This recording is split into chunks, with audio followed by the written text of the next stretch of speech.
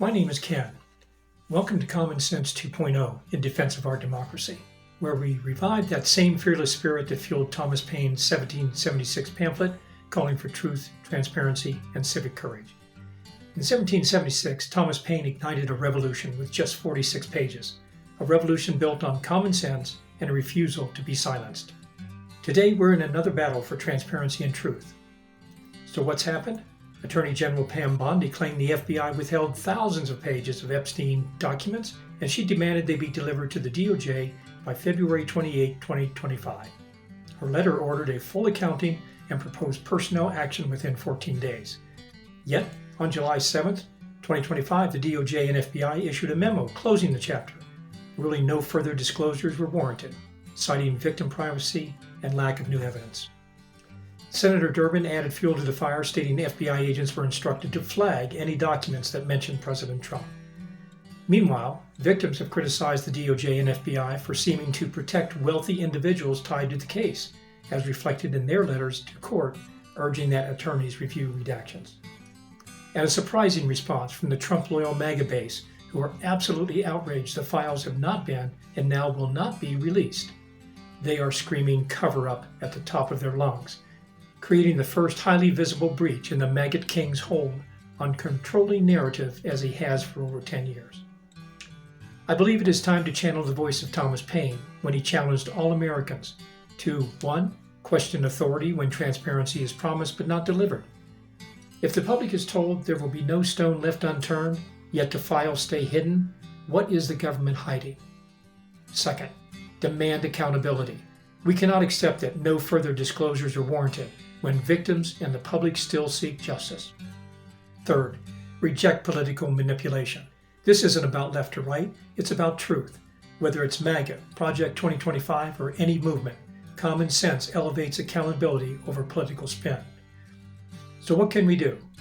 We channel that Thomas Paine-like conviction. We contact our representatives both in Washington and at the state level.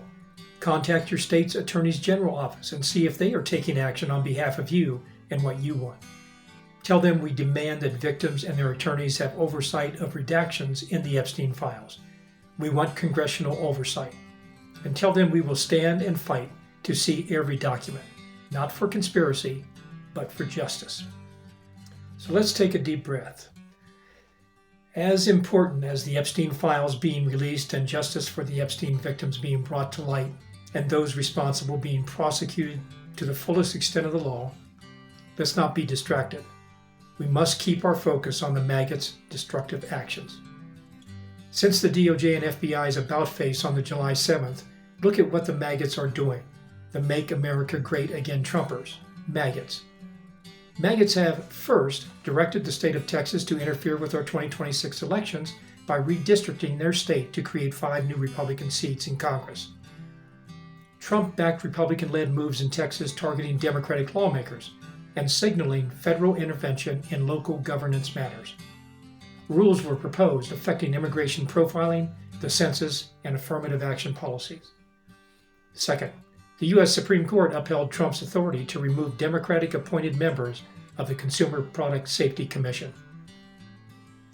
Third, the administration canceled the Biden-approved Lava Ridge wind project in Idaho and mandated personal approval for all wind and solar projects on federal lands, signaling a broader shift away from renewable energy. Fourth, the Supreme Court allowed Trump's sweeping layoffs and restructuring under the Department of Government Efficiency, DOJ, despite unions' constitutional concerns and the fact the executive branch holds no legal or constitutional authority to carry out such actions.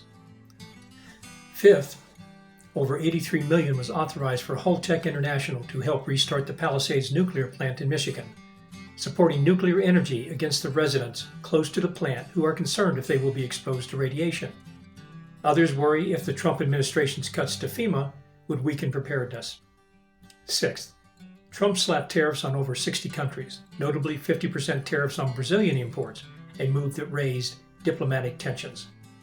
All of this is just since the DOJ and FBI letter claiming nothing to see here regarding the Epstein files.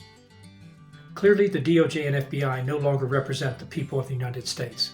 They represent an absolute commitment of turning a blind eye to prosecuting sexual predators and to put their agency's focus on the destruction of democracy and ignoring the rule of law that is a founding principle of our country. Thomas Paine wrote simply and boldly, and his writing incited a revolution. We need that same boldness now. Common sense isn't partisan. It's the glue of democracy. Let's use it. Leave your comments below. Are you keeping up with the damage the MAGA administration is doing to our country? Let me know. Also, if you've not seen my video entitled The Deadly First 6 Months, which covers the events from January inauguration of the MAGA King through his first 6 months in office, please watch. My name is Ken. Welcome to Common Sense 2.0 in defense of our democracy.